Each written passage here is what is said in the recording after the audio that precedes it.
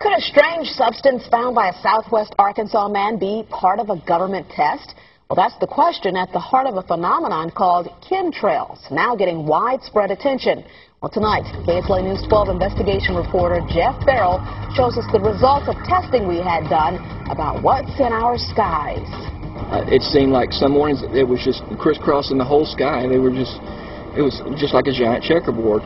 Bill Nichols snapped several photos of the strange clouds from his home in Stamps, Arkansas.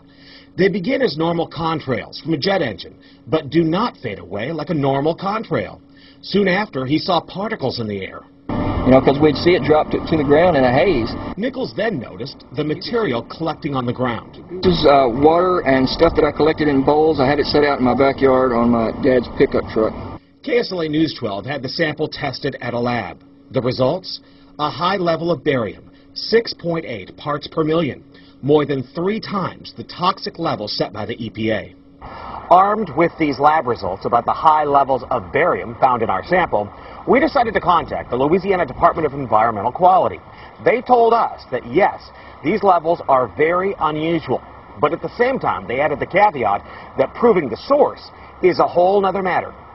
Barium is a hallmark of other chemtrail testing, which even attracted attention from a Los Angeles TV station. There's already no shortage of unclassified weather modification programs by the government. But those who fear chemtrails could be secret biological or chemical testing on the public point to the 1977 Senate hearings in particular, which confirmed 239 populated areas had been contaminated with biological agents between 1949 and 1969.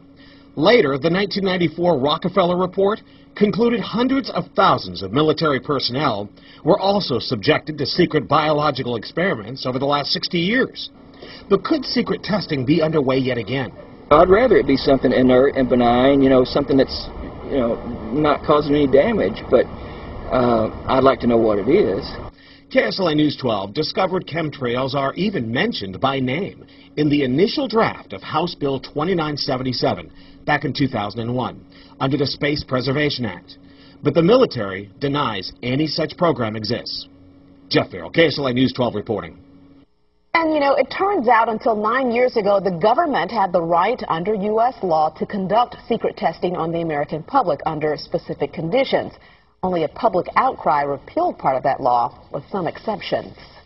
Now, Jeff's report mentioned high levels of barium linked to those alleged chemtrails. We wanted to find out exactly what effects barium has on the body. We spoke with Mark Ryan, the director of the Poison Control Center. Ryan tells KSLA News 12 that short-term exposure can lead to anything from stomach to chest pains. Long-term exposure causes blood pressure problems. Ryan addressed concerns by chemtrail researchers that barium could be meant to wear down a person's immune system. Anything that causes ill effects in the body long-term, chronically, is going to affect your ability because it's constantly working on the body. So from that aspect, yeah, it's a potential.